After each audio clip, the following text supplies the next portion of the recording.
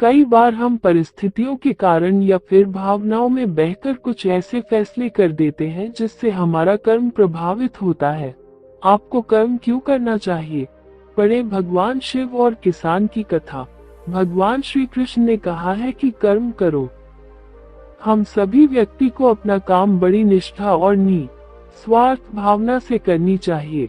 गीता में भी भगवान श्री कृष्ण ने कहा है कि कर्म करो, लेकिन फल की चिंता मत करो, क्योंकि कर्म करना ही व्यक्ति के अधिकार में है, उसका फल नहीं।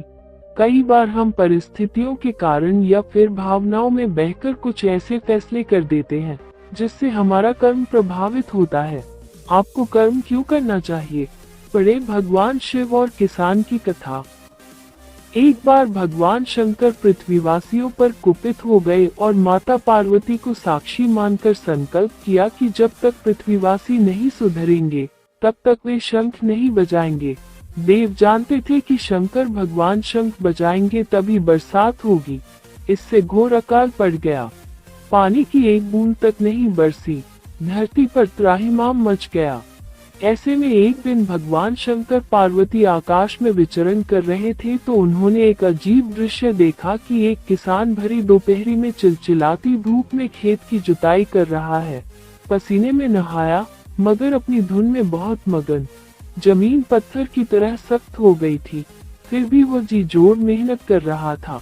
उसकी आंखों में आत्मविश्वास था और उसके पसीने की बूंदों से उम्मीद टपक रही थी।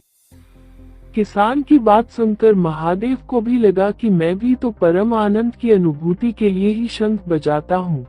मुझे भी शंख बजाए 1 बरस बीत गए, कहीं शंख बजाना भूल तो नहीं गया।